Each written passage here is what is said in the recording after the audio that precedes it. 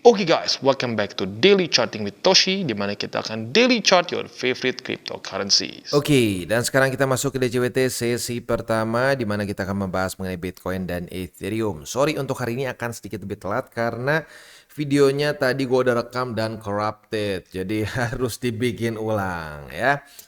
Oke, sebelum kita mulai, gue akan ingatkan lagi bahwa kita ada rencana untuk hari Minggu akan upload video full ujangan ya, karena cukup banyak yang suka dengan sistem seperti itu, jadi atau ya format seperti itu lebih tepatnya. Jadi kita akan coba untuk bikin lagi di hari Minggu ya. Oke, nah selanjutnya sih kita bisa lihat di sini ya, terjadi volatility yang lumayan ya. Untuk Bitcoin kita bisa lihat di sini sekarang ada di angka 64.500-an. Bahkan weeknya kemarin itu sampai ke 62.233. Wow ya. Ini dia makanya kenapa kita ingatkan kemarin ya, hati-hati akan terjadi volatility. Ada banyak data-data penting seperti yang kita bisa lihat di sini. Kemarin itu kita ada data apa nih, coba kita cek ya. Kemarin itu ada initial jobless claim, ada S&P Global US Manufacturing PMI dan seterusnya. Jadi ada 4 seingat gue ya. Nah, akhirnya ya terjadi volatility begitu ya. Oke, nah selanjutnya sih kita akan lihat dulu ke TA dulu deh ya. Untuk TA kita bisa lihat di sini kondisinya cukup menarik ya. Kita bisa di sini week dari Bitcoin itu mencapai ke 62.233. Wah, ada apa nih? Kok di sini bisa tiba-tiba mantul? Padahal di daily nggak ada apa-apa. Ternyata kita geser ke weekly dan masukin BSB, yang terjadi adalah dia retest ke BSB bawah. Ya, jadi lagi-lagi ini menunjukkan bahwa pada faktanya market itu nggak random. Market itu biasanya akan bereaksi terhadap support dan resisten. Begitu ya. Nah, sekarang pertanyaannya adalah apakah BSB ini bisa menyelamatkan BTC? Karena lagi-lagi ini belum terjadi weekly close ya. Masih ada 2 hari lebih 20 jam lagi. Ya, jadi masih ada waktu, jangan keburu-buru. Tapi intinya apa? Ya intinya kalau sampai weekly close-nya seperti ini ya, 3 hari ke depan masih seperti ini, sedikit mengkhawatirkan karena masih membuat suatu lower high. Ya, tapi seperti yang gue bilang tadi ya, masih ada 2 hari lebih 20 jam lagi. Kalau sampai terjadi mantul, ya terjadi pantulan dan ternyata weekly close di atas 70 di atas dari 70.000, ya itu berarti struktur bisa mulai pecah ya dan bisa mulai menjadi lebih bullish begitu. Tapi ya makanya kita nggak bisa namanya menjadi dukun gitu ya. Wah, melihat sedikit kayak begini, lihat nih udah pasti ngedam bla bla bla, taunya foot kayak di sini ya. Lu bisa lihat, bisa nge-wake. Jadi makanya jangan terburu-buru, kita tunggu aja sampai weekly close seperti apa ya. Dan gini ya, takutnya ada yang salah. Kalau gue bilang jebol dari BSB itu bukan berarti uppernya jebol udah dihitung ini ya, dihitung gagal ya. Jadi gini, kalau gue bilang jebol dari BSB itu artinya dia daily close di bawah dari 62.358 alias di bawah dari BSB bawah, bukan BSB atas. Kalau dia weekly close di tengah-tengah itu bukan berarti sudah jebol. Sekali lagi gue ingatkan ya. Oke, sekali lagi sekali lagi terus ya. Ini soalnya banyak reminder. Untuk posisi sekarang kita masih DCA di 50% untuk gua ya. Kalau jebol dari BSB bawah, nah kita balik ke 25%. Oke, selanjutnya kita akan geser ke news dan news ini cukup menyenangkan untuk lu para penunggu altcoin season ya. Nah, di sini ada founder dari CryptoCon menyatakan bahwa Whales sepertinya sudah siap-siap untuk the next altcoin rally. Kenapa seperti itu? Ya, karena kita bisa di sini limit buy atau lebih tepatnya 1 year cumulative buy sell quote dari volume difference dari altcoins itu menunjukkan bahwa mulai ada peningkatan ya. Nah, peningkatan ini menunjukkan semakin banyak orang-orang mulai menyicil ya, menyicil altcoins begitu. Nah, terutama kalau menurut si Kyongju ini yang paling ngaruh itu adalah beberapa altcoins di bawah seperti ini. Ada Solana, Matic, Cardano dan Atom ya. Nah, selanjutnya juga kayak Cake dan seterusnya ya. Tapi jangan sampai berpikir, wah udah pasti nih, ini udah paten pasti ngepam, lu all in. No, no, no, no, no. Jangan all in. Ingat, DCA is king ya. Oke, next kita masuk ke news lagi dari Twitter ya, di mana CEO dari FunEgg baru saja menyatakan bahwa atau memberikan prediksi lah ya bahwa Bitcoin akan mencapai setengah market cap dari emas, yaitu di sekitar 350.000. Tapi dia nggak spesifik ngomong kapan sih ya. Kalau menurut gua mungkin nggak ya Bitcoin akan mengalahkan emas at some point. Menurut gua mungkin, begitu. Menurut gua sangat memungkinkan, tetapi dengan beberapa syarat. Ya sebenarnya satu sih sebenarnya syarat paling penting apa? Fundamental dia tidak berubah, tidak ada jebol gitu ya, lalu tidak ada penambahan supply BTC.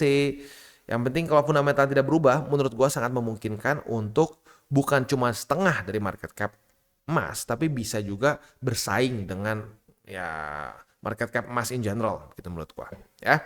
Tapi ya tentunya nggak dalam waktu 1-2 bulan atau setahun 2 tahun, butuh waktu begitu karena ya lu bisa lihat sendiri baru sekarang ya Bitcoin ini nggak dipandang sebelah mata gitu setelah dia dibikin ETF spot oleh BlackRock dan berbagai macam institusi-institusi lain. Itu menunjukkan bahwa Bitcoin ini bukan hanya sekedar spekulasi-spekulasi lagi, tapi ini akan diadopsi oleh berbagai macam institusi bahkan negara begitu ya. Oke, next kita masuk ke economic calendar. Untuk hari ini dari US akan keluar beberapa data penting. Semuanya jam setengah 8 malam ya. Ada average hourly earnings, ada non-farm payrolls, dan yang paling penting akan ada unemployment rate ya. Nah ini yang mungkin paling ngaruh ke ini ya, paling ngaruh mungkin yang paling bisa bikin volatile. Karena seperti yang kita tahu apabila pengangguran di US meningkat terus, itu adalah resep untuk membuat US makin mendekati ke resesi atau minimal economic downturn. Begitu. Jadi ya harus siap-siap. Nanti malam setengah 8 akan ada volatility yang lumayan sepertinya ya. Oke, nah selanjutnya kita lihat akan ke besok nih Sabtu nggak ada apa-apa. Ya ada sih tapi hanya bintang 2 saja. Jadi kita bisa lebih fokus ke TA untuk besok ya atau minggu ini udah beres lah intinya secara news ya. Oke, balik lagi ke TA. Untuk TA masih apa ya? Masih yang menjadi pertanyaan besar adalah yang menang struktur ya atau BSB nih ya. Seperti yang kita bisa lihat struktur kalau kita tanpa kasih BSB di weekly ya. Kalau di daily jelas ini udah bullish kalau di daily. Tapi di weekly, oh sebentar, dibilang bullish banget sih enggak ya. Soalnya sempat terjadi close di bawah dari sini. Udah mulai ada potensi bisa pecah struktur ya. Tapi kalau di weekly ini jelas masih cenderung bearish secara struktur. Karena membuat low, lower high, lower low. Dan kalau sampai weekly close seperti ini lagi berarti masih terbentuk suatu lower high. Ya. Nah tetapi ada satu indikator yang bisa menyelamatkan dari struktur ini yaitu lagi-lagi adalah BSB. Begitu. Jadi kalau sampai BSB ini bisa memantulkan BTC, statistiknya ya lu lihat sendiri gitu. Gue udah bilang berkali-kali, jangan percaya sama gue, percaya sama data aja. Kalau dia berhasil mantul, biasanya akan terjadi rally atau pump. Begitu. Seperti di sini, lalu seperti di sini ya. Jadi kalau sampai BSB berhasil menjadi support ya, berhasil menjadi bull support band, nah biasanya akan terjadi ya, rally yang signifikan atau ya jujurnya kalau gini masuknya udah kategori pump ya. Seperti itu ya. Oke, jadi itulah yang paling penting dalam beberapa minggu ke depan. Sekali lagi gue ingatkan, mungkin ada orang yang berpikir, wah bang katanya bakal ini nih, bakal jadi penentuan udah berapa minggu nih. Nah, lagi-lagi kita itu investasi sesungguhnya. Kalau di film kan mungkin kalau lu ngelihat kayak apa Wolf of Wall Street, nonton film juga Wall Street dulu si Michael siapa itu namanya ya. Lu tau lah itu si Gordon Gekko ya yang rambutnya di slick back gitu ya. Wah kayaknya adrenalin tinggi ya menjadi seorang trader. Aslinya enggak. Aslinya banyaknya menunggu. Lu menunggu terjadinya konfirmasi. Lu menunggu terjadinya apakah lanjut membuat lower low lower high. Lu lihat di daily, lu lihat di weekly. Actual trading gitu ya. Trading yang benar-benar dilakukan oleh orang gitu ya. Orang-orang normal tentunya ya. Bukan high frequency trading. Tapi trading dalam jangka panjang itu akan cenderung boring begitu ya at least untuk most of people. Kalau gue pribadi sih nggak bored ya karena memang gue suka ngeliatin beginian, tapi buat orang-orang biasa bukan normal ya, orang-orang in general cenderung akan bored with it ya. Nah tinggal pertanyaannya lu sabar nggak begitu karena ya gue udah bahas dari sini nih dari retest pertama di Juli awal. Wah siap-siap nih beberapa minggu ke depan akan menjadi minggu-minggu yang menarik dan minggu yang very apa ya mungkin disebutnya pivotal, mungkin very pivotal di mana ini bisa pivot mengubah tren bearish menjadi bullish atau pelanjutan tren begitu. Nah, lagi-lagi seperti yang gue bilang, kita sebagai seorang trader tujuannya adalah atau tugas utama kita adalah apa? Itu bereaksi terhadap market, bukannya kita menjadi dukun. Wah, ini akan mantul di sini. Setelah itu kita semua bisa beli rumah bareng-bareng. Ya itu impian ya, itu cuma daydreaming lah seperti itu ya.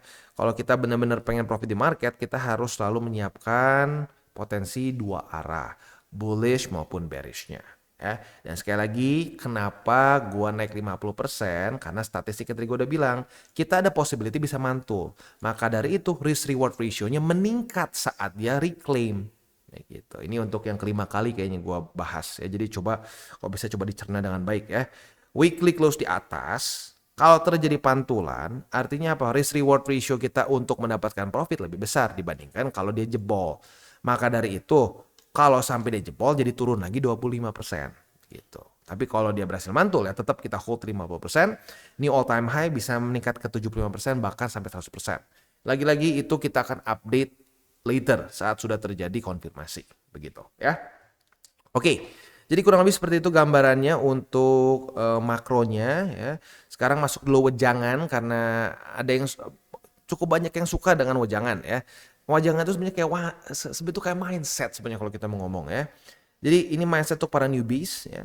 Mindset yang mungkin apalagi untuk generasi sekarang yang social media banget gitu, Gen Z yang lahir dengan sosmed. Kalau milenial masih banyak yang transisi ya.